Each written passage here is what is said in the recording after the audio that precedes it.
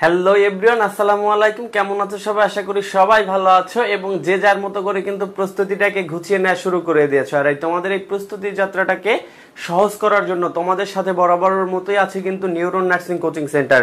তোমরা এখনো যারা ভর্তি হয়ে যাও নাই, অবশ্যই হচ্ছে নিউরন নার্সিং কোচিং সেন্টারের যোগাযোগ করে অনলাইন এবং অফলাইন ব্যাচে খুব দ্রুত ভর্তি হয়ে যাবা। আর যারা যারা আজকে লাইভ ক্লাসটিতে যুক্ত হচ্ছে, ফার্স্টের কমেন্টের মাধ্যমে যে জিনিসটা ক্লিয়ার করবা সেটা হচ্ছে আজকে লাইভ ক্লাসের সাউন্ড প্রপারলি শুনতে পাচ্ছ কিনা এবং আমার পিছনে রাখা যে বোর্ডটা রয়েছে বোর্ডটা স্পষ্ট দেখতে পাচ্ছ কিনা। আর যারা যারা লাইভে যুক্ত হবা, তোমাদের ফার্স্ট কাজ হচ্ছে তোমরা যে যে গ্রুপগুলোতে যুক্ত আছো সে গ্রুপগুলোতে দ্রুত হচ্ছে লিঙ্কটা শেয়ার করে দিবা। সবাই একটু দ্রুত করে যুক্ত হয়ে যাও এবং যে যে গ্রুপগুলোতে যুক্ত আছো সেই গ্রুপগুলোতে যদি একটু লিঙ্কটা দিয়ে দাও তাহলে কিন্তু সবাই আমাদের সাথে দ্রুত যুক্ত হয়ে যেতে পারে। আর অবশ্যই হচ্ছে বাংলা ক্লাস, যেহেতু খুবই গুরুত্বপূর্ণ বাংলা ক্লাস, কোনোভাবেই ক্লাসটা স্কিপ করা যাবে না। অবশ্যই খাতা কলম নিয়ে বসতে হবে এবং যতটুকু বলা হয় অতটুকু যেন আমরা প্রত্যেকে নোট করে রাখি। এতটুকু হচ্ছে সবাই একটু করব যে প্রত্যেকে যেন এখান থেকে নোট করে রাখি। একটু লিঙ্কটা হচ্ছে সবাই বেশি বেশি করে শেয়ার করে দিব যাতে করে সবাই আমাদের সাথে দ্রুত যুক্ত হয়ে যেতে পারে। আর যারা হচ্ছে যাদের আইডিগুলো রয়েছে আইডিতে শেয়ার করে দিবা, বিভিন্ন ফ্রেন্ডদেরকে মেনশন করে দিবা, কারণ জানো যে সেকেন্ড টাইম খুবই কম স্টুডেন্ট আমাদের উপস্থিতি। তারপরে হচ্ছে এই উপস্থিতিটা তোমরা যদি বেশি বেশি করে শেয়ার করো ইনশাল্লাহ উপস্থিতিটা বেড়ে যাবে। তো আর দেরি না করে প্রত্যেকেই হচ্ছে লিঙ্কটা একটু শেয়ার করে দিবা। যারা আমাদের সাথে প্রত্যেক দিন ক্লাস করে তোমাদের ফ্রেন্ড, তাদেরকে অবশ্যই মেনশন করে জানাই দিবা যে ক্লাস কিন্তু অলরেডি শুরু হয়ে গিয়েছে। আজকের দিনের ফার্স্ট প্রশ্নে চলে যাব, তার মধ্যে কিন্তু আমরা অ্যান্সার করব আর দেখবো যে আমাদের সাথে কারা কারা যুক্ত হয়েছে আর ভয়েস প্রপারলি শুনতে পাচ্ছ কিনা। বৃষ্টি বৃষ্টি সালাম জানিয়েছেন, বলেছেন আসসালামু আলাইকুম ভাইয়া। তারপর হচ্ছে জুই আক্তার মনে আমাদের সাথে যুক্ত আছেন, সালাম জানিয়েছেন, ওয়ালাইকুম আসসালাম। তোমরা একটু বেশি বেশি করে শেয়ার করে দাও। তো তোমরা যখন শেয়ার করতে যাবা দেখবা যে শেয়ার ইন গ্রুপ লেখা আসে, ওই শেয়ার ইন গ্রুপে যদি হচ্ছে তুমি করো তাহলে কিন্তু দেখবা যে করবে, হ্যাঁ ওরা অ্যাপ্রুভ করবে। অ্যাপ্রুভ করে না করে এটা হচ্ছে ওদের ব্যাপার, বাট তোমরা হচ্ছে করে দাও। জুই আক্তার জুই ভাইয়া কেমন আছেন? আলহামদুলিল্লাহ ভালো আছি। ফার্স্ট প্রশ্নে চলে যাব আর এর মধ্যে কিন্তু তোমরা হচ্ছে বেশি বেশি করে একটু শেয়ার করে দিবা। পৃথিবীর আদি ভাষা গোষ্ঠীর নাম কি? তোমাদেরকে বলতে হবে যে পৃথিবীর আদি ভাষা গোষ্ঠীর নাম কি। যারা যারা লাইভে যুক্ত আছো প্রত্যেকে একটা ক্লাসটাতে হচ্ছে লাইক করে দিবা আর বেশি বেশি করে হচ্ছে তোমাদের ফ্রেন্ডদের মধ্যে একটু শেয়ার করে দিবা যাতে দ্রুত সবাই আমাদের সাথে যুক্ত হয়ে যেতে পারে।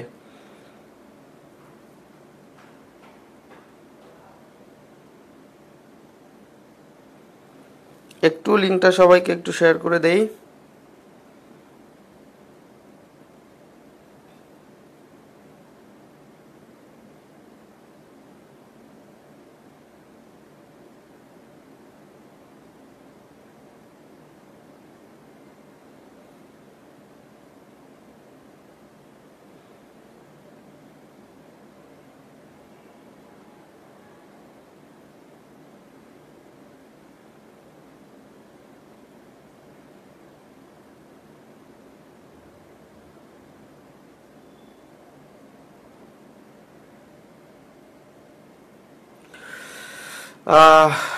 মোটামুটি ভাবে যে কজনকে হচ্ছে লিঙ্ক দেওয়ার তাদেরকে কিন্তু লিঙ্ক দিয়ে দিয়েছি। আর যারা হচ্ছে এখন পর্যন্ত যুক্ত হও নাই তারা হচ্ছে যদি মিস করো, যতটুকু মিস করবো অতটুকু পরে হচ্ছে করে নিবা।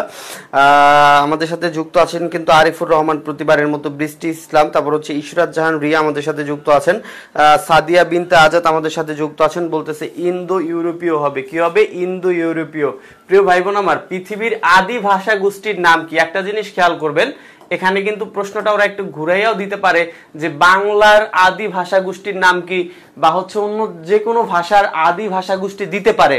আমরা একটা কনসেপ্ট ক্লিয়ার রাখবো যে পৃথিবীতে যত প্রকারের ভাষা রয়েছে তার সব ভাষারই আদি ভাষা হচ্ছে ইন্দো ইউরোপীয়।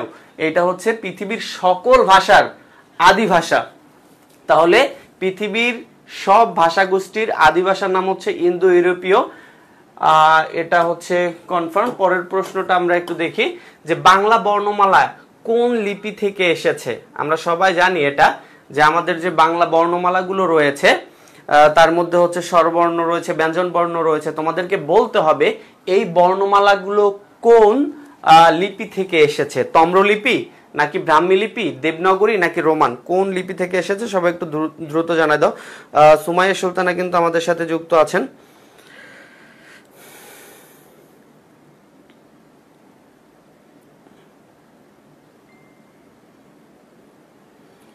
সবাই একটু দ্রুত কমেন্ট করে আমরা জানাই দেই।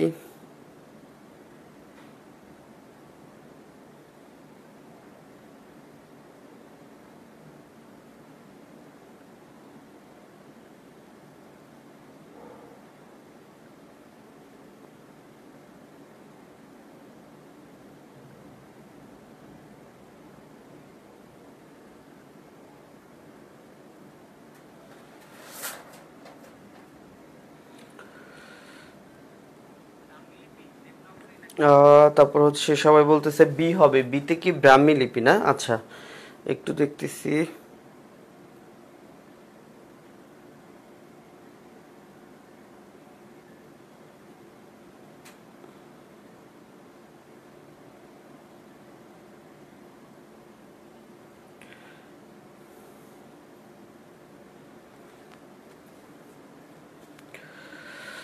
হ্যাঁ, কে কে যুক্ত আছে? এসবি হিরা আপু যুক্ত আছে। আসসালামু আলাইকুম ভাই, কেমন আছেন? আলহামদুলিল্লাহ ভালো আছি। নিউরন নার্সিং কোচিং রাজশাহী ব্রাঞ্চের পরিচালক বকুল ভাইয়া এবং হীরা আপু।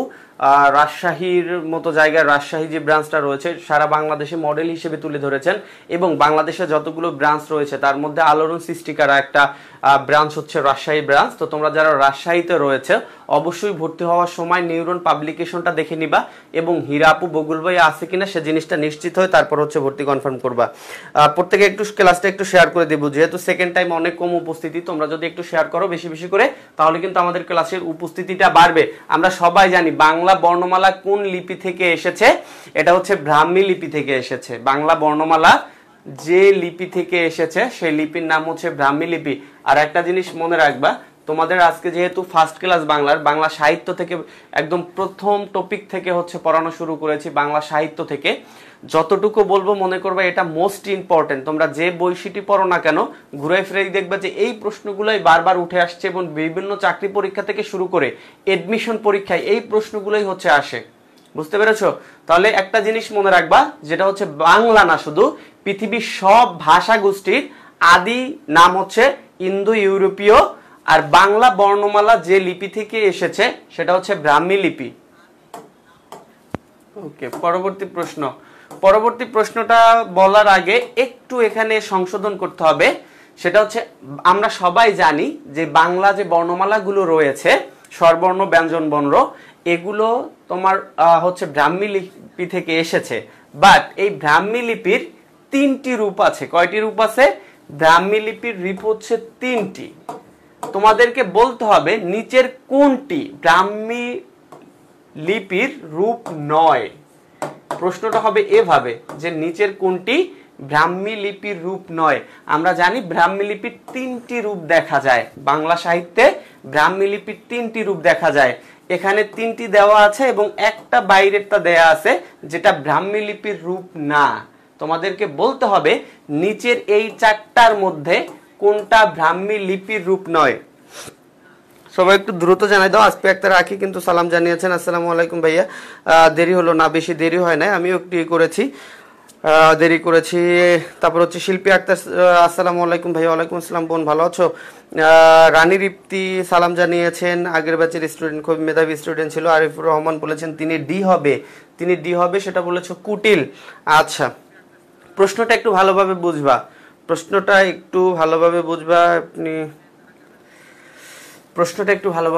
সেটা হচ্ছে ব্রাহ্মী লিপির রূপ নয় কোনটি? ব্রাহ্মী লিপির তিনটি রূপ, হ্যাঁ তিনটা এইখানে আছে, একটা হচ্ছে ব্রাহ্মী লিপির রূপ না।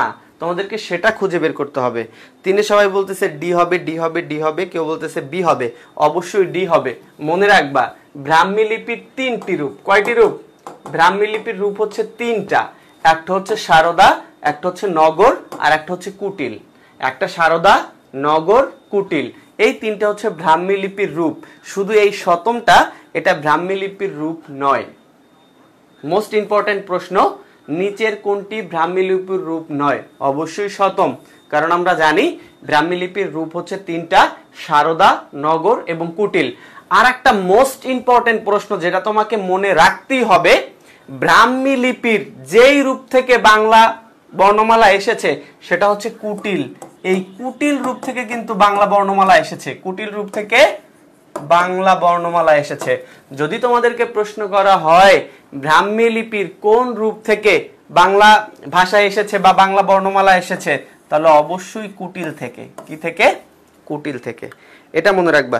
দীপ্ত শিকদার মানিক, আসসালামু আলাইকুম ভাই, কেমন আছেন? আলহামদুলিল্লাহ ভাই, তোমাদের দয়ায় ভালো আছি। ফারিন ইসলাম বলেছেন ব্রাহ্মী লিপির তিনটি রূপ কি কি? ব্রাহ্মী লিপির তিনটি রূপ হচ্ছে সারদা, নগর এবং হচ্ছে কুটিল, যার মধ্যে এই কুটিলটা থেকে মূলত বাংলা বর্ণমালা এসেছে। আচ্ছা, এর পরের প্রশ্নটা একটু দেখি আমরা।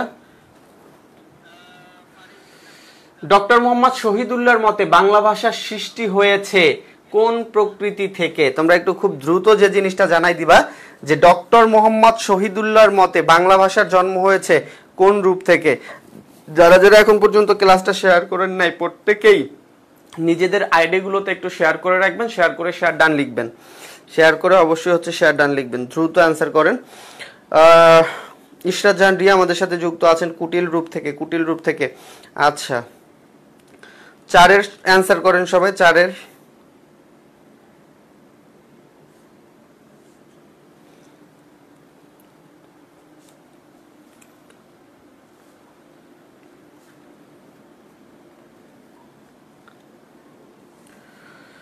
ডক্টর মোহাম্মদ শহীদুল্লাহ, ডক্টর মোহাম্মদ শহীদুল্লাহর মতে কুটিল রূপ থেকে এসেছে। আচ্ছা রিয়া,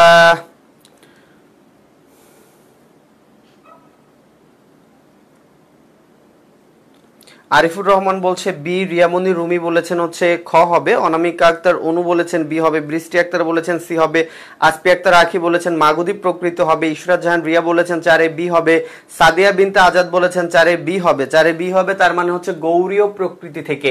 তাহলে ডক্টর মোহাম্মদ শহীদুল্লাহর মতে বাংলা ভাষার সৃষ্টি হয়েছে, ডক্টর মোহাম্মদ শহীদুল্লাহর মতে বাংলা ভাষার সৃষ্টি হয়েছে গৌড়ীয় প্রকৃতি থেকে।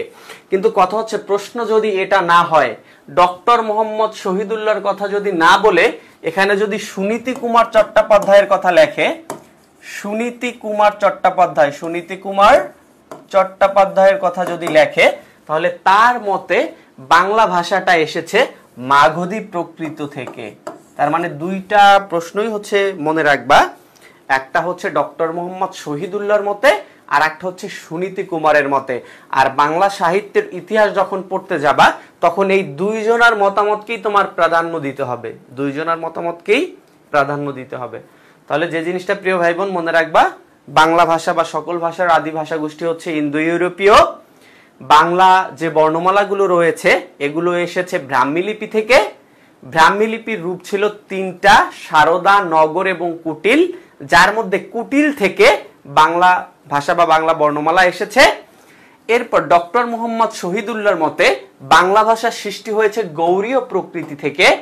কিন্তু ডক্টর মোহাম্মদ শহীদুল্লাহ না বলে যদি সুনীতি কুমার বলে, তাহলে সুনীতি কুমার চট্টোপাধ্যায়ের মতে বাংলা ভাষার জন্ম হয়েছে মাগধী প্রকৃত থেকে, মাগধী প্রকৃত থেকে। অবশ্যই কিন্তু তোমাদেরকে বেশি বেশি করে এটা নোট করে রাখতে হবে, যদি নোট করে না রাখো তাহলে কিন্তু হারাই ফেলাবা। তারপর হচ্ছে বিন্তুন নাহার মনিরা আমাদের সাথে যুক্ত আছেন, সুমাইয়া আক্তার আমাদের সাথে কিন্তু যুক্ত আছেন, বৃষ্টি যুক্ত আছেন, তারপর হচ্ছে অনামিকা আক্তার অনু আমাদের সাথে কিন্তু যুক্ত আছেন, রিয়ামণি রুমি আমাদের সাথে যুক্ত আছেন, আরিফুর রহমান আমাদের সাথে যুক্ত আছেন, খাদিজাতুল কুবরা শারমিন জাহানকে হচ্ছে মেনশন দিয়েছে। আচ্ছা, তাহলে পরবর্তী প্রশ্ন চলে যাব।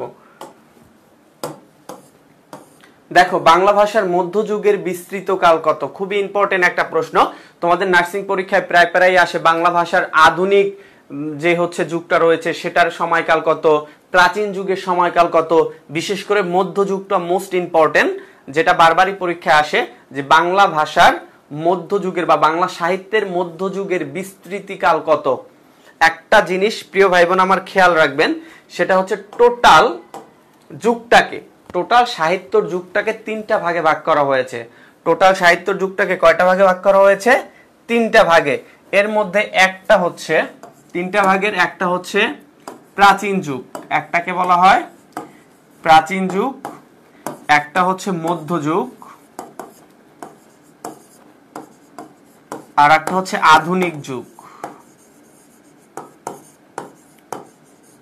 আর একটা হচ্ছে আধুনিক যুগ। এই তিনটা যুগ হচ্ছে বাংলা সাহিত্যের যুগ। তোমাদেরকে বলতে হবে এর মধ্যে মধ্যযুগের বিস্তৃতিকাল কত। মধ্যযুগ সবাই বলতেছে বি। ফারজানা আক্তার ঝর্ণা বলেছেন হচ্ছে বি হবে, আরিফুর রহমান বলেছেন হচ্ছে বি হবে, আসপি আক্তার আখি বলেছেন বি হবে, ফারজানা আক্তার ঝর্ণা বলেছেন বি হবে, বৃষ্টি বৃষ্টি বলেছেন বি হবে, আসপি আক্তার বলেছেন 1201 থেকে 1800, এটা হচ্ছে আধুনিক যুগ। আচ্ছা, তাহলে আমরা একটু দেখি যে আসলে আধুনিক যুগ কত সাল থেকে কত সাল। হ্যাঁ, একটা জিনিস হচ্ছে একটু খেয়াল করবেন, এই যে প্রাচীন যুগটা নিয়ে একটু মতামত আছে। প্রাচীন যুগ নিয়ে একটু মতামত আছে। বাংলা সাহিত্যের প্রাচীন যুগ নিয়ে দুইটা মতামত পাওয়া যায়, একটা হচ্ছে ডক্টর মোহাম্মদ শহীদুল্লাহ আর একটা হচ্ছে সুনীতি কুমার চট্টোপাধ্যায়ের মতে। ডক্টর মোহাম্মদ শহীদুল্লাহ বলেছে বাংলা সাহিত্যের প্রাচীন বা আদি যুগ হচ্ছে 650 থেকে 1200। এই মতামতটা হচ্ছে ডক্টর মোহাম্মদ শহীদুল্লাহর মত হচ্ছে বাংলা সাহিত্যের প্রাচীন যুগ হচ্ছে 650 থেকে 1200। সুনীতি কুমার বলছে না, সুনীতি কুমার চট্টোপাধ্যায় বলছে যে না, বাংলা সাহিত্যের প্রাচীন যুগটা হচ্ছে 950 থেকে 1200, 950 থেকে 1200। তার মানে এই গেল বাংলাদেশের প্রাচীন যুগ। এরপর হচ্ছে 1201 থেকে 1800, এটাকে বলা হয় বাংলা সাহিত্যের মধ্যযুগ, বাংলা সাহিত্যের মধ্যযুগ। আর 1801 থেকে বর্তমানে যেটা চলমান আছে আমাদের এটা হচ্ছে আধুনিক যুগ। তাহলে একটা কথা ক্লিয়ার মনে রাখবেন যে বাংলা সাহিত্যের তিনটা ভাগে হচ্ছে ভাগ করা হয়েছে। বাংলা সাহিত্য যুগটাকে তিনটা ভাগে ভাগ করা হয়েছে, একটা হচ্ছে প্রাচীন যুগ, একটা হচ্ছে মধ্যযুগ, আর একটা হচ্ছে আধুনিক যুগ। বারবার পরীক্ষায় আসে যে ডক্টর মোহাম্মদ শহীদুল্লাহর মতে বাংলা সাহিত্যের প্রাচীন যুগ কত সাল থেকে কত, সেটা হচ্ছে অবশ্যই 1250 থেকে 650 থেকে 1200। কিন্তু যদি বলে সুনীতি কুমার চট্টোপাধ্যায়ের মতে প্রাচীন যুগের বিস্তৃতিকাল কত, তাহলে অবশ্যই 950 থেকে 1200। মধ্যযুগ নিয়ে কারো কোনো হচ্ছে দ্বিধাদ্বন্দ্ব নাই, সবাই একমত যে বাংলা সাহিত্যের মধ্যযুগ, আর এইটাই সব থেকে পরীক্ষায় বেশি আসে, সেটা হচ্ছে বাংলা সাহিত্যের মধ্যযুগ কত সাল থেকে কত, অবশ্যই 950 থেকে 1200। এটা হচ্ছে বাংলা সাহিত্যের মধ্যযুগ। আর যদি আধুনিক যুগের বিস্তৃতিকাল তোমাকে হচ্ছে বলতে বলে, তাহলে তুমি এক কথায় বলে দিবা 1801 থেকে বর্তমান সময় পর্যন্ত যে যুগটা আছে এটা হচ্ছে বাংলা সাহিত্যের আধুনিক যুগ। রাইট। আচ্ছা, তাহলে এটা নিয়ে সমস্যা হওয়ার কথা না। ডক্টর মোহাম্মদ শহীদুল্লাহর মতে এটা হচ্ছে প্রাচীন যুগ, সুনীতি কুমার চট্টোপাধ্যায়ের মতে এটা হচ্ছে প্রাচীন যুগ। আধুনিক যুগ নিয়ে কারো কোনো মতামত নাই, সবাই একমত যে এটা হচ্ছে মধ্যযুগ। 1201 থেকে 1800 এটা হচ্ছে মধ্যযুগ, আর এই যে 1801 থেকে বর্তমান এটা হচ্ছে আধুনিক যুগ।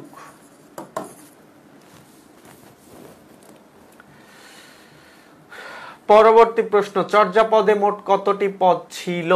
প্রিয় ভাই বোন আমার, আমি আপনাদেরকে প্রশ্ন করব, আপনারা এই প্রশ্নটার মধ্য থেকেই হচ্ছে অ্যান্সার করবেন। আমি যে কয়টা প্রশ্ন করব এই প্রশ্নগুলোর প্রত্যেকটার অ্যান্সারই হচ্ছে এখানে আছে।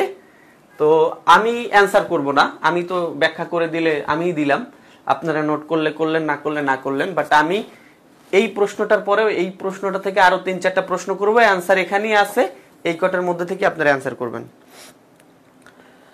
আমি পারছি, সেটাই মধ্যযুগ। Thank you. আসপি আক্তার রাখি ভুলে গেছিলাম ভাইয়া, এখন clear, thank you. Arifur Rahman বলেছেন 6 হবে। ফারজানা আক্তার ঝর্ণা আমাদের সাথে যুক্ত আছেন, বৃষ্টি যুক্ত আছেন, কিন্তু ফারজানা আক্তার ঝর্ণা, খাদিজাতুল কুবরা আমাদের সাথে যুক্ত আছেন, মিষ্টি জুই আক্তার যুক্ত আছেন আমাদের সাথে, তারপর হচ্ছে বাইতুন নাহার মনিরা আমাদের সাথে কিন্তু যুক্ত আছেন, সাদিয়া জোহরা ইশরাত জাহান রিয়া আমাদের সাথে যুক্ত আছেন। আচ্ছা, সবাই একটু দ্রুত করে হচ্ছে একটু জানাই দিবা।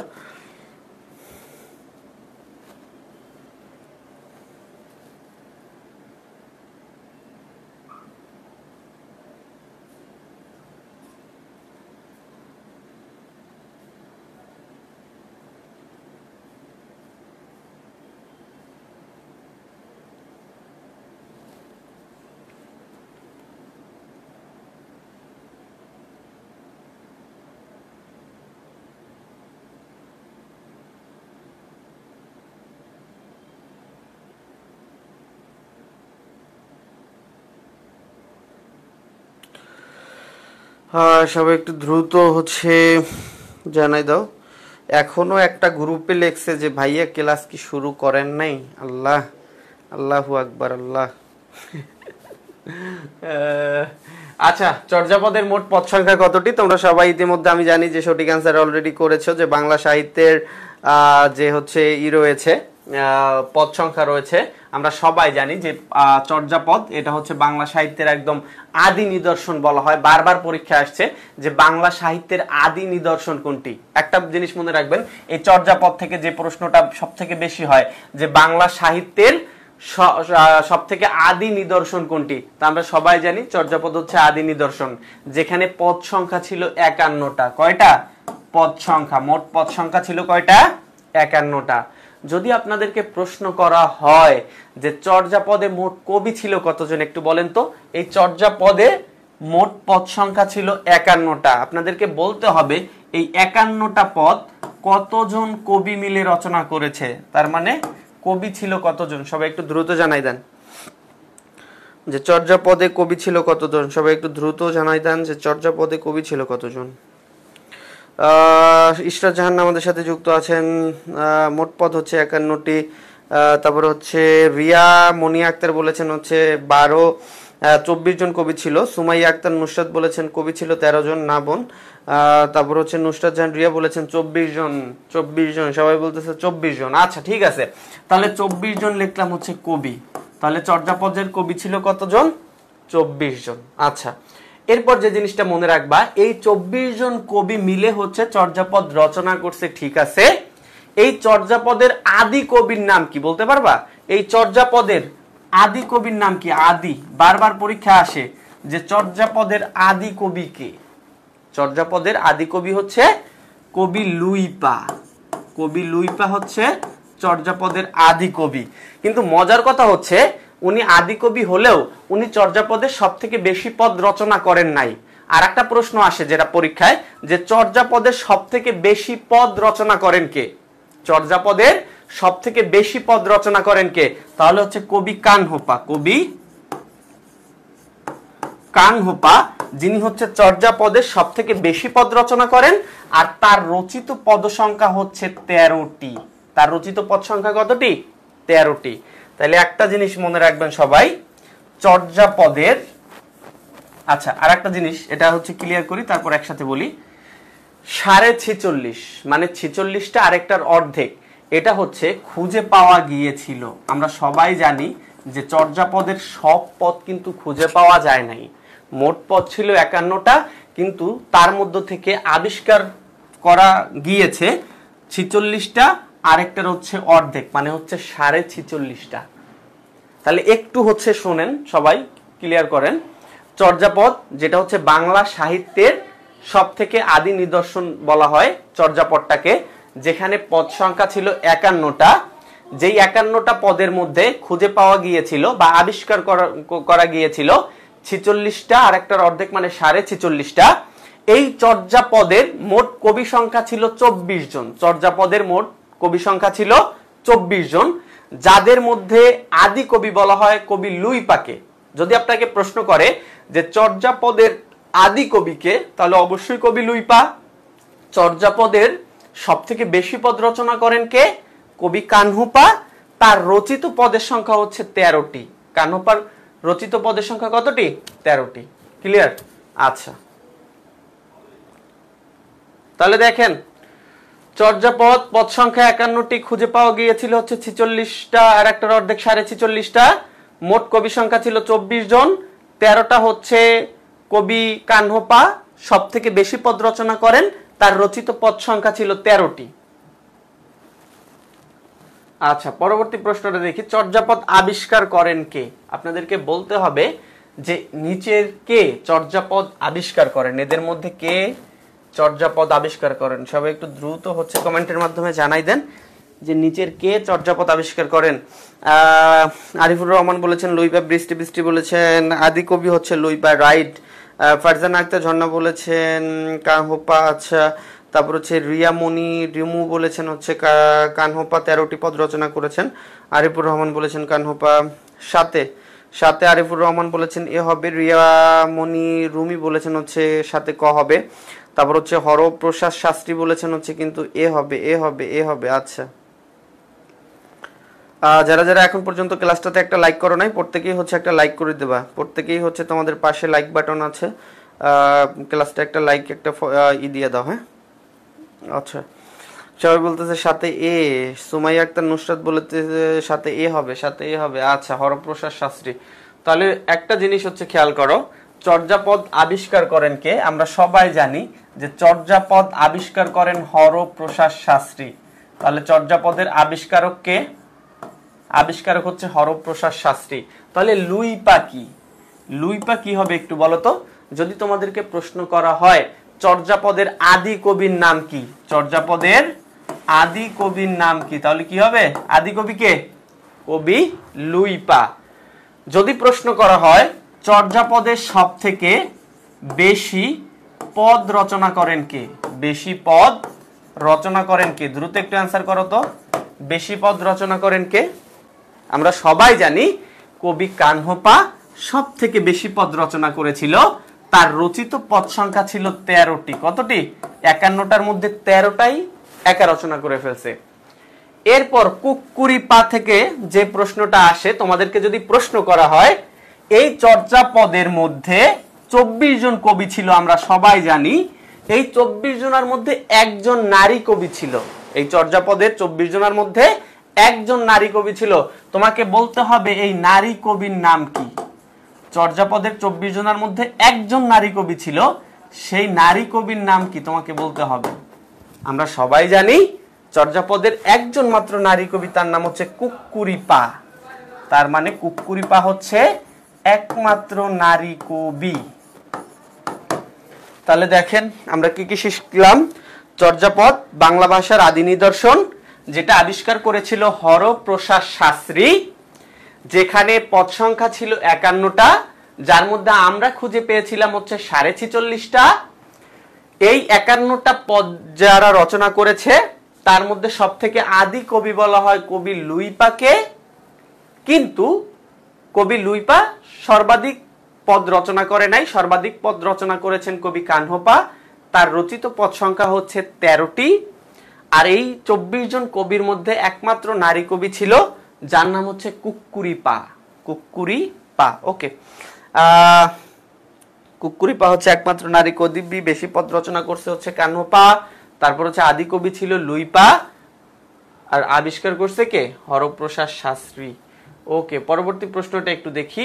মধ্যযুগের প্রথম মুসলিম কবি কে? খুবই ইম্পর্টেন্ট একটা প্রশ্ন এবং বারবার পরীক্ষা আসে এটা, যে মধ্যযুগের মুসলিম কবির নাম কি? দেখি কে দ্রুত অ্যান্সার করে আগে। হ্যাঁ, আর তোমরা যারা হচ্ছে এখন পর্যন্ত শেয়ার করো নাই, তোমরা যারা যারাই যুক্ত আছো 20 জন, প্রত্যেকে একটা করে হলেও একটু শেয়ার করো তো, একটা করে শেয়ার করে হলেও একটু 50-এর কোঠায় নিয়ে যাও তো, শেয়ারটা একটু 50-এর কোঠায় নিয়ে যাও। একটা মিনিটের মধ্যে সবাই একটু বেশি বেশি করে শেয়ার করো, শেয়ার করে 50-এর কোঠায় নিয়ে যাও শেয়ারটা।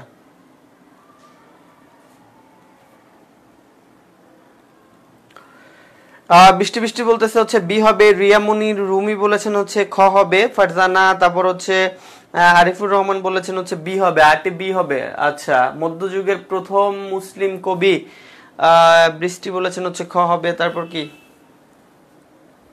আর কারো কমেন্ট আসে না কেন?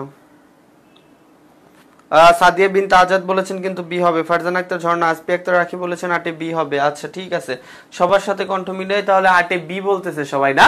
কারণ মধ্যযুগের প্রথম মুসলিম কবি আমরা সবাই জানি, খুবই ইম্পর্টেন্ট একটা প্রশ্ন, মধ্যযুগের প্রথম মুসলিম কবির নাম হচ্ছে মোহাম্মদ সগির, শাহ মোহাম্মদ সগির, উনি হচ্ছে মধ্যযুগের প্রথম মুসলিম কবি।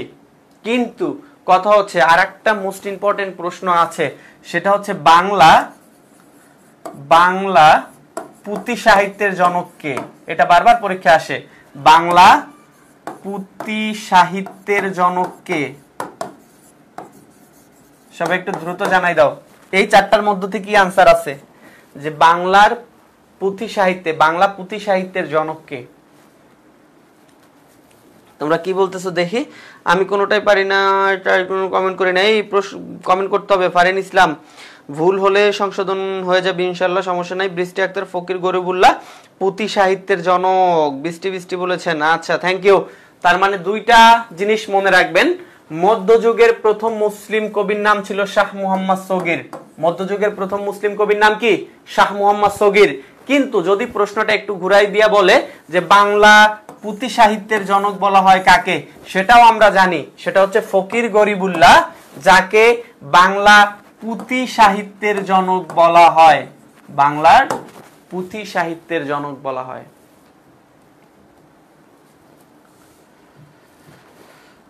আচ্ছা, পরবর্তী প্রশ্নটা একটু দেখি।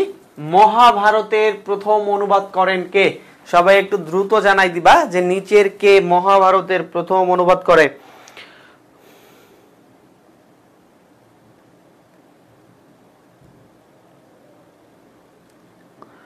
তোমরা যারা এখনো ক্লাসে যুক্ত আছো বাট ক্লাসে একটা লাইক করো নাই, পাশে গিয়ে হচ্ছে লাইক করে দাও। বিথিমণি আমাদের সাথে যুক্ত আছেন, বলেছেন আটে বি এ হবে। আটে, হ্যাঁ আটে, আটে না বোন, তুমি তো মনে হয় ভুল করেছো, আটে এ হবে না বিথি, আটে এ হবে না, ফকির গলিবুল্লাহ হবে না। মধ্যযুগের প্রথম মুসলিম কবি হচ্ছে শাহ মুহাম্মদ সগীর। আর যদি তোমাকে প্রশ্ন করা হয় পুঁথি সাহিত্যের জনককে, তাহলে ফকির গরিবুল্লাহ। ওকে, মহাভারতের প্রথম অনুবাদ করেন কে? তোমাদেরকে সবাইকে বলতে হবে যে নিচের কে মহাভারতের প্রথম অনুবাদ করেন। তোমরা যারা নার্সিং সেক্টরে কেরিয়ার করতে চাচ্ছ বাট ফার্স্ট ইয়ারে তোমরা হচ্ছে স্বপ্ন পূরণ করতে পারো নাই, তোমাদের স্বপ্নের যাত্রাটাকে সহজ করার জন্য বরাবরই হচ্ছে আগেও সাথে ছিলাম, এখনো সাথে আছি ইনশাল্লাহ। যদি তোমরা ফুল রিদমটা ধরে রাখতে পারো যে না আমার একটা সরকারিতে সিট লাগবে, এটা যদি মনে একেবারে গেঁথে রাখো, স্বপ্নটা যদি বাস্তবায়নের জন্য তোমরা যদি চেষ্টা করো, একটা জিনিস মনে রাখবা, পরিশ্রম কোনোদিন বিফলে যায় না। অবশ্যই তুমি এটা হচ্ছে অ্যাচিভ করতে পারবা যদি তোমার ইচ্ছাটা প্রবল থাকে এবং সেই ইচ্ছা অনুযায়ী তোমার চেষ্টা থাকে, তাহলেই তুমি এটা অর্জন করতে পারবা। ওকে, রিয়ামনি রুমি বলেছেন হচ্ছে 1900 ক হবে। আসপি আক্তার রাখি বলেছেন কীর্তিবাস। আচ্ছা, মহাভারতের রচনা করছে কীর্তিবাস, আমি এটা তোমার সাথে মানতে পারলাম না। মহাভারত রচনা করছে হচ্ছে গোবিন্দ পরমেশ্বর। যারা ক্ষয় আনসার করছো সবাইকে ধন্যবাদ। 9 হচ্ছে হবে B number, 9 B, 9 B, 9 B. তোমরা তোমাদের কমেন্ট কি আমার কাছে আসতেছে না, নাকি আমি তোমাদের কমেন্ট দেখতে পাচ্ছি না? একটু বলো তো।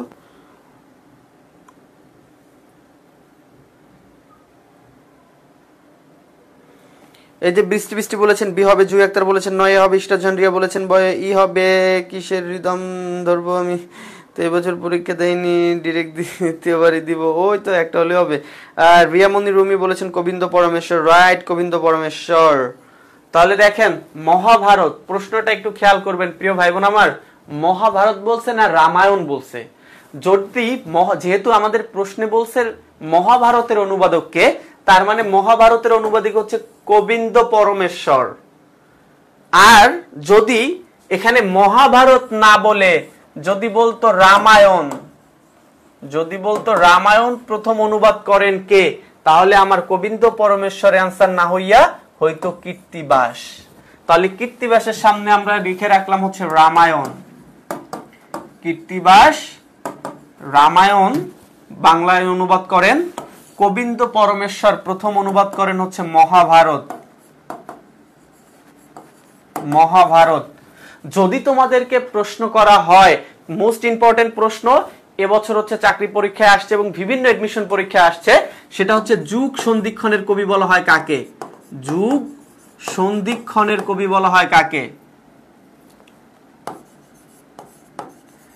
যুগ সন্ধিক্ষণের কবি বলা হয় কাকে? সবাই একটু দ্রুত জানাই দাও তো যে যুগ সন্ধিক্ষণের কবি বলা হয় কাকে? না, কমেন্ট পড়তে পারতেছি না প্রিয় ভাই বোন আমার, বারবার কমেন্ট হারাই যাচ্ছে, কোথায় না কোথায় যাচ্ছি।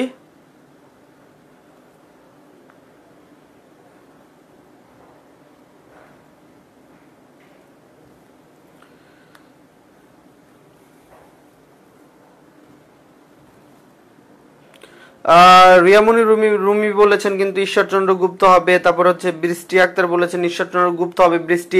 ফারজানা আক্তার ঝর্ণা বলেছেন সি হবে। আসপি আক্তার রাখি বলেছেন ঈশ্বরচন্দ্র গুপ্ত হবে। বৃষ্টি আমাদের সাথে যুক্ত আছেন কিন্তু। ঈশ্বরজাহান রিয়া আমাদের সাথে যুক্ত আছেন। সবাই বলতেছে কি হবে, ঈশ্বরচন্দ্র গুপ্ত। বিধিমণি বলেছেন ঈশ্বরচন্দ্র গুপ্ত হবে, ঈশ্বরজান রিয়া বলেছেন ঈশ্বরচন্দ্র গুপ্ত, রাইট। তাহলে ঈশ্বরচন্দ্র গুপ্তের সামনে আমরা লিখে রাখলাম যুগ সন্ধিক্ষণের কবি, যুগ সন্ধিক্ষণের কবি। ভরতচন্দ্র রায় গুণাকার, এই ভরতচন্দ্র রায় গুণাকার কি একটু বলতে পারবা তোমরা কেউ? ভরতচন্দ্র রায় গুণাকার থেকে একটা এমসিকিউ বারবার পরীক্ষায় আসে, সেটা কি? মধ্যযুগের সর্বশেষ কবি, মধ্যযুগের সর্বশেষ কবি ছিল ভরতচন্দ্র রায় গুণাকার। তাহলে এই হচ্ছে মধ্যযুগের সর্বশেষ কবি, মধ্যযুগের সর্বশেষ কবি। এখন প্রিয় ভাই বোন আমার, যে বিষয়টা তোমাদের মাথায় রাখতে হবে, মধ্যযুগটা শেষ হয়েছে কত সালে? মধ্যযুগটা শেষ হয়েছে কত সালে? 1201 থেকে 1800 পর্যন্ত মধ্যযুগের বিস্তৃতিকাল ছিল। এই 18 সালে মধ্যযুগ শেষ হয়েছে, তার মানে 18 সালের দিকে ছিল ভরতচন্দ্র রায় গুণাকার। ওকে, তাইলে একটা জিনিস মনে রাখবা, মহাভারত হচ্ছে প্রথম অনুবাদ করেন কে? যদি প্রশ্নে থাকে মহাভারত, তাহলে অবশ্যই গোবিন্দ পরমেশ্বর। এই বয়ের সাথে বয়ের একটা মিল থাকবে, মহাভারত গোবিন্দ পরমেশ্বর। কৃত্তিবাস, এই যে রয়ের সাথে রামায়ণের একটা মিল থাকবে, তার মানে কৃত্তিবাস এ হচ্ছে রামায়ণ অনুবাদ করছে, মহাভারত অনুবাদ করছে গোবিন্দ পরমেশ্বর। যুগ সন্ধিক্ষণের কবি বলা হয় ঈশ্বরচন্দ্র গুপ্তকে, এবং মধ্যযুগের সর্বশেষ কবির নাম হচ্ছে ভারতচন্দ্র রায় গুণাকার। অবশ্যই তোমাদেরকে বলেছিলাম যে বাংলার জন্য একটা খাতা বানাবা, ইংরেজির জন্য আলাদা বানাবা, এবং হচ্ছে সাধারণ জ্ঞানের জন্য সম্পূর্ণ আলাদা খাতা থাকবে। তো তোমরা এটা বানাইছো কিনা জানি না, যদি এইগুলাই নোট করে রাখতা, বিশ্বাস করো যে এর বাইরে থেকে প্রশ্ন আসার সম্ভাবনা খুবই কম, আর ঘুরাই ফিরাই এগুলাই বারবার হচ্ছে পরীক্ষায় আসে।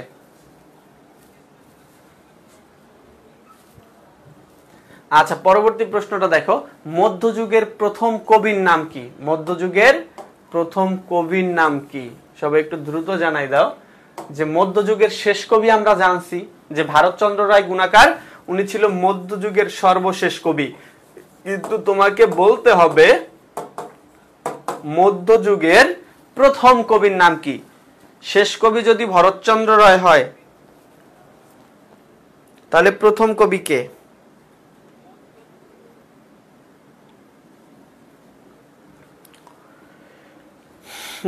বৃষ্টি বৃষ্টি আমাদের সাথে যুক্ত আছেন, ফারজানা আক্তার ঝর্ণা আমাদের সাথে যুক্ত আছেন। তোমরা যারা প্রিয় ভাই বোন আমার এখনো আজকের ক্লাসটা হচ্ছে শেয়ার করো নাই, প্রত্যেকে একটু একটা করে হচ্ছে শেয়ার করে তারপর হচ্ছে একটু শেয়ার ডান লেখো, প্রত্যেকে একটু শেয়ার করে শেয়ার ডান লেখো তোমাদের ফ্রেন্ড সার্কেলদের কাছে, এবং হচ্ছে নার্সিং বিভিন্ন গ্রুপ পাওয়া যায়, অবশ্যই গ্রুপগুলোতে লিখবা।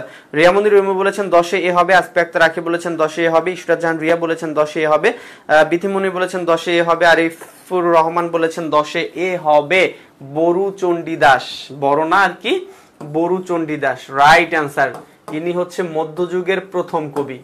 তাহলে মধ্যযুগের প্রথম কবি হচ্ছে বরু চণ্ডীদাস। আর শেষ কবি এইমাত্র আমরা পড়ে আসলাম, শেষ কবি কাকে পড়ে আসছি? ভারতচন্দ্র রায় গুণাকার, না? ভারতচন্দ্র রায় গুণাকার, ইনি হচ্ছে শেষ, আর প্রথম হচ্ছে বরু চণ্ডীদাস।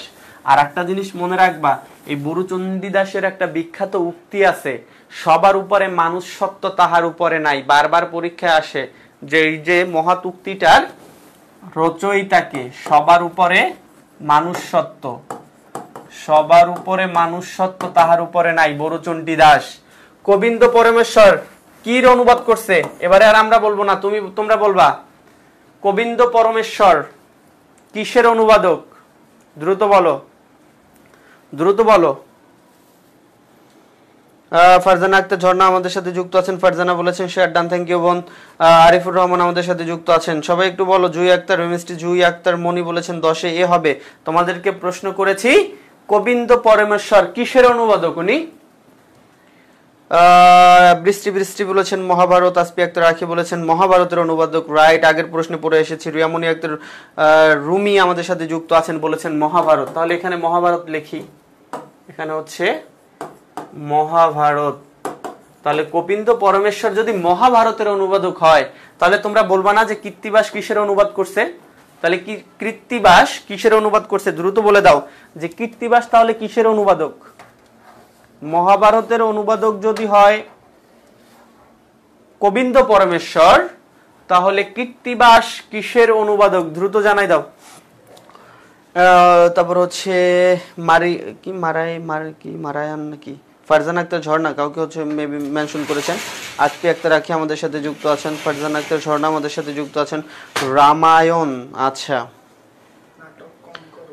বিথি আক্তার বলেছেন রামায়ণ। তারপর হচ্ছে সাদিয়া বিনতে আজাদ বলেছেন রামায়ণ, রাইট। তাহলে এখানে লিখে রাখলাম হচ্ছে রামায়ণ। আচ্ছা, আর শাহ মোহাম্মদ সগীর থেকে একটা গুরুত্বপূর্ণ ইনফরমেশন দেন তো। শাহ মোহাম্মদ সগীর থেকে একটা গুরুত্বপূর্ণ ইনফরমেশন দেন। ইনি হচ্ছে মধ্যযুগের প্রথম মুসলিম কবি। প্রথম মুসলিম কবি উনি কিন্তু হচ্ছে মধ্যযুগের প্রথম কবি না। মধ্যযুগের প্রথম কবি হচ্ছে বরুচণ্ডী দাস। উনি হচ্ছে মধ্যযুগের প্রথম কবি।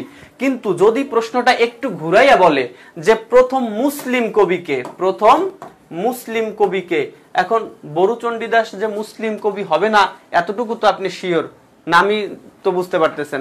তার মানে শাহ মোহাম্মদ সগীর হচ্ছে প্রথম মুসলিম কবি, রাইট? ওকে, তাহলে দেখেন একটু, মধ্যযুগের প্রথম কবির নাম কি? আমরা সবাই জানি বরুচণ্ডী দাস। মধ্যযুগের সর্বশেষ কবির নাম ছিল ভারতচন্দ্র রায় গুণাকার। মহাভারতের অনুবাদক হচ্ছে গোবিন্দ পরমেশ্বর। রামায়ণের অনুবাদক হচ্ছে কৃত্তিবাস। আর প্রথম মুসলিম কবি হচ্ছে শাহ মোহাম্মদ সগীর। মধ্যযুগের প্রথম কবির নাম শাহ মোহাম্মদ সগীর। ওকে, পরবর্তী প্রশ্ন চলে যাই। বাংলা গদ্যের পথিকৃত কাকে বলা হয়? বাংলা গদ্যের পথিকৃত কাকে বলা হয়?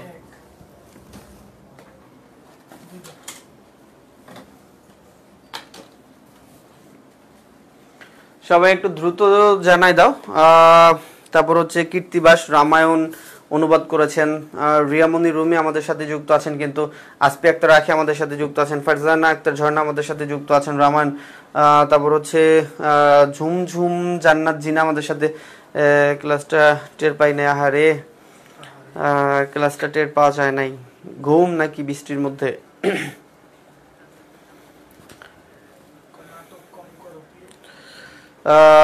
জিনা, তারপর হচ্ছে শাহ মোহাম্মদ সগীর মধ্যযুগের প্রথম মুসলিম কবি ঈশ্বরচন্দ্র বিদ্যাসাগর।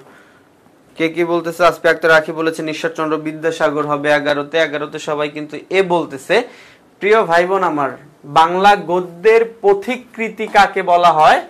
এইটা অনেকেই বলছেন ঈশ্বরচন্দ্র বিদ্যাসাগর, অনেকেই বলছেন এ নাম্বার হবে উইলিয়াম কুরি। আপনারা যারা এখন পর্যন্ত ভোট দেন নাই তারা দ্রুত একটু ভোটাভুটি করে দেন। হ্যাঁ, সবাই একটু অ্যান্সারটা জানাই দেন। সবাই একটু নিজেদের সঠিক অ্যান্সারটা একটু জানাই দেন। কেউ পাবো কেউ পাবো না, তা হবে না, তা হবে না। ভ্যালেন্টাইন্স ডে তে রাজশাহী বিশ্ববিদ্যালয়তে এই আন্দোলন হয়েছিল যে ভ্যালেন্টাইন্স ডে তোমরা গোলাপ ফুল নিয়ে গার্লফ্রেন্ডের সাথে পালন করবা, আর কেউ যে খাতামুড়া দিয়ে বাসায় বসে থাকবে তা হবে না। এই জন্য যারা সিঙ্গেল আছে তারা ক্যাম্পাসে আন্দোলন করতেছে যে কেউ পাবে কেউ পাবে না, তা হবে না, তা হবে না। আর কেউ অ্যান্সার করবা কেউ অ্যান্সার করবা না, তা হবে না। সবাই অ্যান্সার করবা। বলতেছে এ হবে, এ হবে। শান্তা ইসলাম শারমিন বলতেছে হচ্ছে বি হবে। আচ্ছা প্রিয় ভাই বোন আমার, আসলে বি হবে না। কিসের জন্য? প্রশ্নটা একটু খেয়াল করবেন। বাংলা গদ্যের জনক, একটা কথা হচ্ছে বাংলা গদ্যের জনক, আর একটা হচ্ছে বাংলা গদ্যের পথিকৃতি।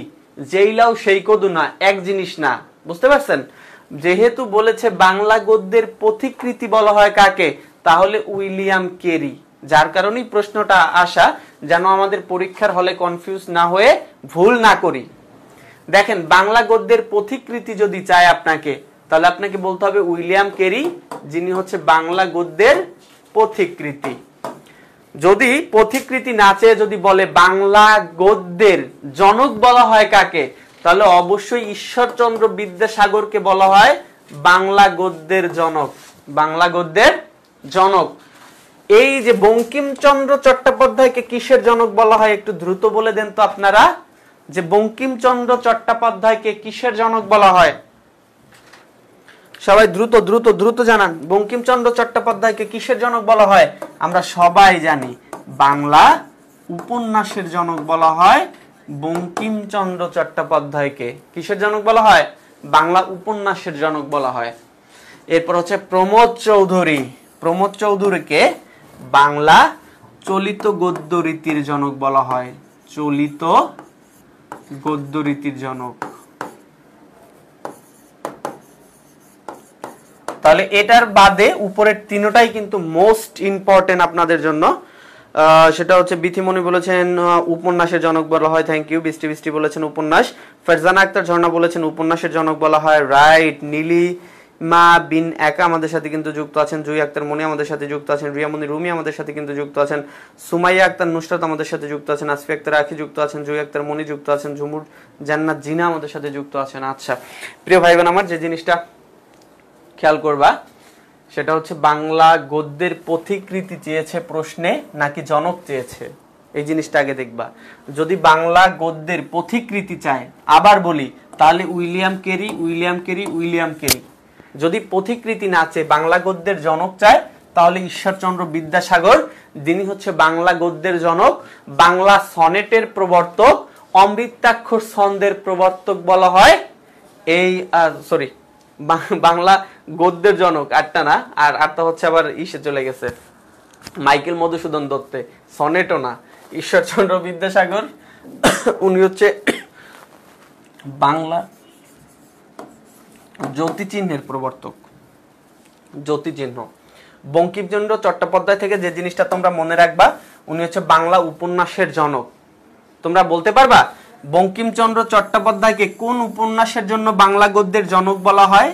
কোন উপন্যাসের জন্য বাংলা গদ্যের জনক বলা হয় বলতে পারবা? কোন উপন্যাসের জন্য বাংলা উপন্যাসের জনক বলা হয়? সেই উপন্যাসটা হচ্ছে দুর্গেশ নন্দিনী। দুর্গেশ নন্দিনী এটা হচ্ছে বাংলা সাহিত্যের প্রথম সার্থক উপন্যাস।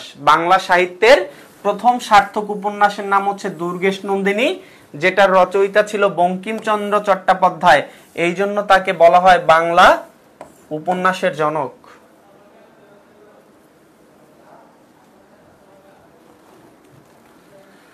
আচ্ছা, বাংলার প্রথম সার্থক উপন্যাসের নাম কি? সবাই একটু দ্রুত জানাই দেন, বাংলার প্রথম সার্থক উপন্যাসের নাম কি?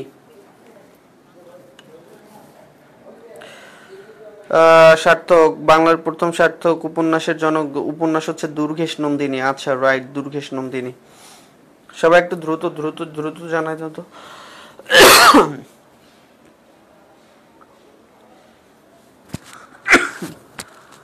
পানি পানি তো আনাস।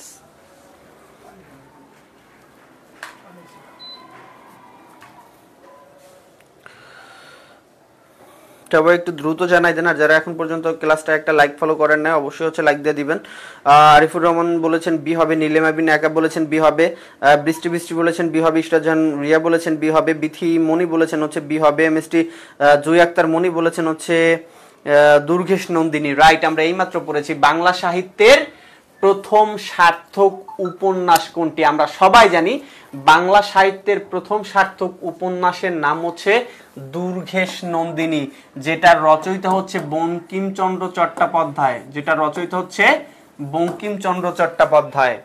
কিন্তু প্রিয় ভাই বোন আমার, প্রশ্নগুলা এইভাবে সাজিয়েছি যাতে আপনাদের কনফিউজটা দূর হয়ে যায়। যেমন এর আগের বারের কনফিউজ ছিল বাংলা গদ্যের পথিকৃতি আর বাংলা গদ্যের জনক নিয়া। তো এটা আপনাদের ক্লিয়ার যে বাংলা গদ্যের পথিকৃতি হচ্ছে উইলিয়াম কেরি আর বাংলা গদ্যের জনক হচ্ছে ঈশ্বরচন্দ্র বিদ্যাসাগর। আচ্ছা, এরপর বাংলার প্রথম সার্থক উপন্যাস যদি বলে দুর্গেশ নন্দিনী, ঠিক আছে, বাট এই প্রথম কথা, এই সার্থক কথাটা যদি আমি কেটে দেই তাহলে আনসার কি হবে একটু বলেন তো? প্রশ্ন এইভাবে, বাংলার প্রথম উপন্যাস কোনটি? সার্থক নাই, সার্থক কথাটা প্রশ্নে নাই, তাহলে অ্যান্সার কি হবে? সবাই দ্রুত দ্রুত অ্যান্সার করেন, তাহলে অ্যান্সার কি হবে? ইশরাত জাহান রিয়া বলেছেন 10-এ বি হবে। তারপর হচ্ছে সিনথিয়া বিনতে শ্রাবণী বলেছেন হচ্ছে 10-এ খ হবে। আসপি আক্তার রাখি বলেছেন আল্লালের ঘরের দুলাল হবে। আচ্ছা, থ্যাংক ইউ। তখন ক হবে। ফারিয়া ইসলাম বলেছেন তখন ক হবে। ফারজানা আক্তার ঝর্ণা বলেছেন আল্লাল ঘরের দুলাল। বিথিমুনি বলেছেন তাহলে এ হবে। তারপর হচ্ছে মোর্শেদা আক্তার বলেছেন এ হবে। রাইট, তাহলে কি হবে? এ হবে। আলালের ঘরের দুলাল এটা হচ্ছে বাংলা সাহিত্যের প্রথম উপন্যাস। বাংলা সাহিত্যের প্রথম উপন্যাসের নাম কি? আলালের ঘরের দুলাল রচয়িতার নাম কি বলতে পারবেন কেউ? এই আলালের ঘরের দুলাল কার রচনা? আলালের ঘরের দুলাল কার রচনা বলতে পারবেন? বাংলা সাহিত্যের প্রথম উপন্যাস আলালের ঘরের দুলাল, রচয়িতা হচ্ছে পেরিচাঁদ মিত্র। পেরিচাঁদ মিত্র। আপনাদেরকে বলতে হবে এই পেরিচাঁদ মিত্রের একটা ছদ্মনাম আছে। এই পেরিচাঁদ মিত্র বাংলা সাহিত্যে কোন ছদ্মনামে লিখতো? কোন ছদ্মনামে লেখালেখির কাজ করত? ছদ্মনামটা কি? বারবার পরীক্ষায় আসছে বা এইভাবে আসে। টেকচাঁদ ঠাকুর কার ছদ্মনাম ছিল? টেকচাঁদ ঠাকুর। টেকচাঁদ ঠাকুর। তাইলে প্রিয় ভাই বোন আমার কি শিখলাম? বাংলা সাহিত্যের প্রথম সার্থক উপন্যাস দুর্গেশ নন্দিনী, রচয়িতা হচ্ছে বঙ্কিমচন্দ্র চট্টোপাধ্যায়। যেহেতু তার উপন্যাস প্রথম সার্থক, যার কারণে বঙ্কিমচন্দ্র চট্টোপাধ্যায়কে আমরা বলি বাংলা সাহিত্যের জনক। কিন্তু যদি সার্থক কথাটা প্রশ্নে না থাকে আর বলে বাংলার প্রথম উপন্যাস কোনটি, তাহলে আলালের ঘরের দুলাল। এই আলালের ঘরের দুলাল উপন্যাসটা রচয়িতা ছিল পেরিচাঁদ মিত্র। পেরিচাঁদ মিত্র থেকে যে প্রশ্নটা সব থেকে বেশি আসে যে পেরিচাঁদ মিত্রের ছদ্মনাম কি, বা টেকচাঁদ ঠাকুর কার ছদ্মনাম ছিল, যেইলাও সেই কিন্তু এই পেরিচাঁদ মিত্রের ছদ্মনাম ছিল টেকচাঁদ ঠাকুর। আচ্ছা, এরপর যে জিনিসটা মনে রাখবা, ভদ্রার্জুন এটা হচ্ছে বাংলা উপন্যাসের প্রথম, বাংলা সাহিত্যে প্রথম নাটক। বাংলা সাহিত্যে প্রথম নাটকের নাম হচ্ছে ভদ্রার্জুন। এটা ছিল প্রথম নাটক। বাংলা সাহিত্যের প্রথম নাটক হচ্ছে ভদ্রার্জুন। আর মেঘনাদ বধ কাব্য হচ্ছে বাংলা সাহিত্যে প্রথম মহাকাব্য। প্রথম মহাকাব্য। তাহলে প্রিয় ভাই বোন আমার দেখেন, বাংলা সাহিত্যের প্রথম উপন্যাসের নাম হচ্ছে আলালের ঘরের দুলাল। প্রথম সার্থক উপন্যাসের নাম কিন্তু দুর্গেশ নন্দিনী। বাংলা সাহিত্যের প্রথম নাটকের নাম, এটা বারবার পরীক্ষা আসে, ভদ্রার্জুন, যেটা অনেকেই আমরা জানি না। এটা হচ্ছে বাংলা সাহিত্যের প্রথম নাটক। আর একটা হচ্ছে মেঘনাদ বধ কাব্য, যেটা হচ্ছে বাংলা সাহিত্যের প্রথম মহাকাব্য। ওকে, পরবর্তী প্রশ্নটা দেখি। বাংলা ও মৈথিলি ভাষার সমন্বয়ে যে ভাষা সৃষ্টি হয়েছে তার নাম কি? বাংলা ও মৈথিলি ভাষার সমন্বয়ে যে ভাষার সৃষ্টি হয়েছে সে ভাষার নাম কি? সবাই একটু দ্রুত জানাই দিব।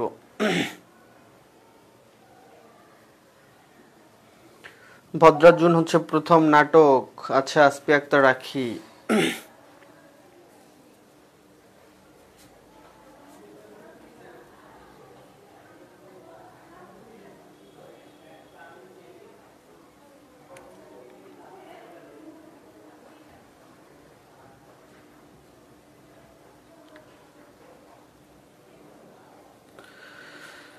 হ্যাঁ, সবাই একটু দ্রুত দ্রুত দ্রুত দ্রুত।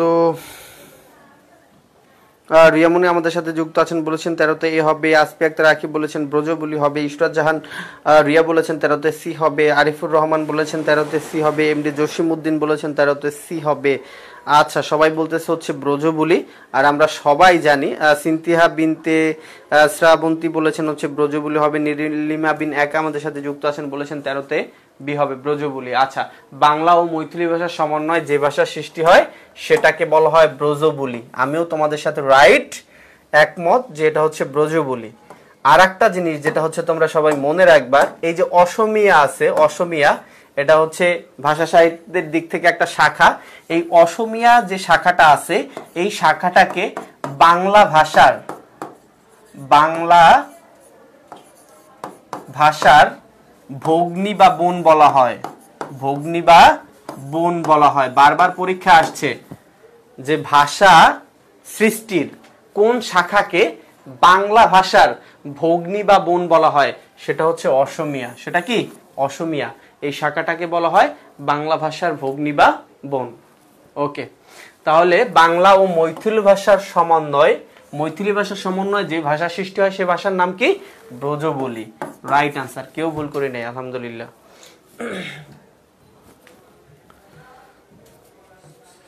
আচ্ছা, ময়মনসিংহ গীতিকা কে সংগ্রহ করেন, কে সংগ্রহ এবং সম্পাদন করেন?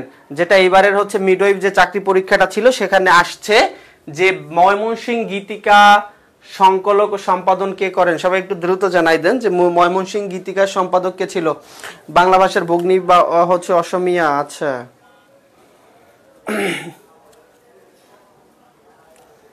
সবাই একটু দ্রুত।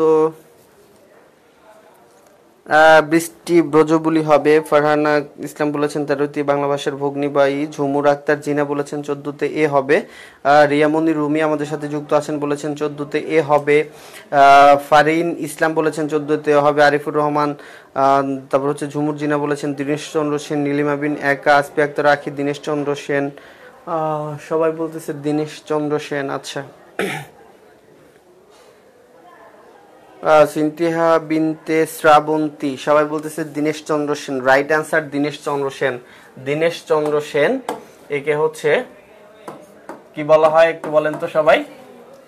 ময়মনসিংহ গীতিকার সংরক্ষণ এবং হচ্ছে সম্পাদক বলা হয় দীনেশ চন্দ্র সেনকে। আচ্ছা, আপনাদের কাছে প্রশ্ন হচ্ছে, বাংলা কবিতা আছে একটা কবর, এটা হচ্ছে জসিমউদ্দিনের লেখা, আমরা সবাই জানি। কবর যদি কবিতা হয়, কবর যদি কবিতা হয়, তাহলে এই কবর কবিতার রচয়িতা হচ্ছে কবি জসিমউদ্দিন। বাট আমরা জানি কবর একটা নাটক আছে, কবর একটা কি আছে? নাটক আছে। এই কবর নাটকটা এটা কি মুক্তিযোদ্ধা ভিত্তিক নাটক, নাকি 6 দফা ভিত্তিক নাটক, নাকি ভাষা আন্দোলন ভিত্তিক নাটক? আপনারা কেউ বলতে পারবেন? এই যে হচ্ছে কবর নাটকটা রয়েছে, কবর নাটকটা কিসের উপর ভিত্তি করে নির্মিত হয়েছে এবং নির্মাতা কে ছিল? আরিফুর রহমান, দীনেশ চন্দ্র সেন, সিনথিয়া বিন একা। কবর নাটকটার কথা বলেন সবাই। আসপি আক্তার রাখি জানি না। বিথিমণি বলেছেন 14তে এ হবে। রাইট, 14তে এ হবে। দীনেশ চন্দ্র সেন। এমএসটি জুই আক্তার মনি বলেছেন 14তে এ হবে। সবাই 14তে এ হয়েছে। রিয়ামনি রুমি, রিয়ামনি রুমি, রাইট। কবর নাটকটার বিষয়বস্তু ছিল ভাষা আন্দোলন। ভাষা আন্দোলন। ভাষা আন্দোলন সংগঠিত হয় কত সালে? 1952 সালে। কত সালে? 1952 সালে। কত তারিখ? 21শে ফেব্রুয়ারি। দিনটা ছিল কি বার? আমরা সবাই এটা জানি, কারণ সাধারণ জ্ঞানের প্রথম ক্লাসেই পড়ানো হয়েছিল। 1952 সালের 21শে ফেব্রুয়ারি দিনটা ছিল বৃহস্পতিবার। দিনটা ছিল কি বার? বৃহস্পতিবার। বঙ্গবন্ধু শেখ মুজিবুর রহমান ছিল ফরিদপুর কারাগারে, যেখানে বসে তিনি একটা উক্তি করেছিল যে মানুষের যখন পতন আসে তখন পদে পদে ভুল করতে থাকে। কাকে উদ্দেশ্য করে বলেছিল? তৎকালীন বাংলার মুখ্যমন্ত্রী নুরুল আমিনকে উদ্দেশ্য করে বলেছিল। আচ্ছা, এটা আমরা জানি। এই 1952 সালের 21শে ফেব্রুয়ারিকে কোন সংস্থা আন্তর্জাতিক মাতৃভাষা দিবস স্বীকৃতি দিয়েছিল? ইউনেস্কো। কোন সংস্থা? ইউনেস্কো। কি স্বীকৃতি দিয়েছিল? আন্তর্জাতিক মাতৃভাষা দিবস। কত সালে? তোমাদের পরীক্ষা, এর আগের বার যখন পরীক্ষা দিছো, পরীক্ষায় সাল আসছে 1999 সালে। কত সালে? 1999 সালে। তারিখ ছিল 17 নভেম্বর। কত নভেম্বর? 17 নভেম্বর। তাহলে 21শে ফেব্রুয়ারিকে আন্তর্জাতিক মাতৃভাষা দিবস হিসেবে স্বীকৃতি দিয়েছিল ইউনেস্কো। সালটা ছিল 1999 সাল, তারিখটা ছিল 17 নভেম্বর। প্রথম পালিত হয়েছিল 2000 সালে। প্রথম পালিত হয়েছিল কোন সালে? 2000 সালে। আর প্রথম বছর পালন করেছিল 188টা রাষ্ট্র। কয়টা রাষ্ট্র? 188টা রাষ্ট্র। আচ্ছা, এই যে কবর কবিতাটা, কবর কবিতাটা ভাষা আন্দোলন ভিত্তিক, প্রশ্ন সেটা না। প্রশ্ন হচ্ছে এটার পরিচালক কে ছিল বা এটার রচয়িতা কে ছিল? বলতে পারবা? এটার রচয়িতা কে ছিল? মুনির চৌধুরী। সবাই তো অ্যান্সার করছো। রাইট, মুনির চৌধুরী। মুনির চৌধুরী। আচ্ছা, বাংলা সাহিত্যের ক্লাসটা হচ্ছে আর বড় করলাম না। এরপরেও হচ্ছে বাংলা সাহিত্যের মধ্যযুগ এবং হচ্ছে এই যুগ থেকেই আর একটা ক্লাস লাগবে। লাগার পরে তারপর হচ্ছে গ্রামার পার্টে চলে যাবো ইনশাল্লাহ। আর এর মধ্যে সামনের ক্লাস তো অবশ্যই হচ্ছে সাধারণ জ্ঞানের ক্লাস। তোমরা যারা হচ্ছে এখন পর্যন্ত আমার পার্সোনাল মেসেঞ্জার গ্রুপে যুক্ত হও নাই তারা অবশ্যই হচ্ছে নক করবা, যে ভাই আপনার পার্সোনাল গ্রুপগুলোতে নক করে দিন, ওখানে কিন্তু অবশ্যই হচ্ছে সাজেশন গুরুত্বপূর্ণ যা কিছু লাগবে ওগুলো দিয়ে দিব। আর মাঝে মাঝে হচ্ছে পরীক্ষার লিঙ্ক দেই, পরীক্ষাগুলো অবশ্যই হচ্ছে তোমরা অ্যাটেন্ড করবা। আর সব থেকে যে জিনিসটা হচ্ছে মাথায় রাখবা, যেহেতু একটা বছর তোমরা পিছিয়ে আসো, ওদের পরীক্ষা শেষ হইতেও কিন্তু আর বেশি দিন বাকি নেই, একটা মাস বাকি আছে। তো এরপর কিন্তু ওরাও অনেক পড়াশোনা করবে। তো তোমরা যদি ওদের থেকে বেশি আগাই থাকতে চাও তাহলে এই একটা মাস ওরা বের হবার আগে তোমাকে কিন্তু অনেক বেশি পড়াশোনা করতে হবে। তুমি যদি অনেক বেশি পড়াশোনা করো, ওদের থেকে যদি এখন একটু আগাই থাকতে পারো, তোমাদের টার্গেট থাকা উচিত ওদের পরীক্ষা শেষ হওয়ার আগে আমি একদম আমার প্রস্তুতি শেষ করব, ওদের সাথে আমি আবার রিভিশন করব। তোমাদের এই ক্লাসগুলো তো আবার হবে রিপিট, তখন যেন তোমার রিভিশন হয়ে যায়। আর অবশ্যই যখন যা বলবো ওটা অবশ্যই হচ্ছে নোট করে রাখবা।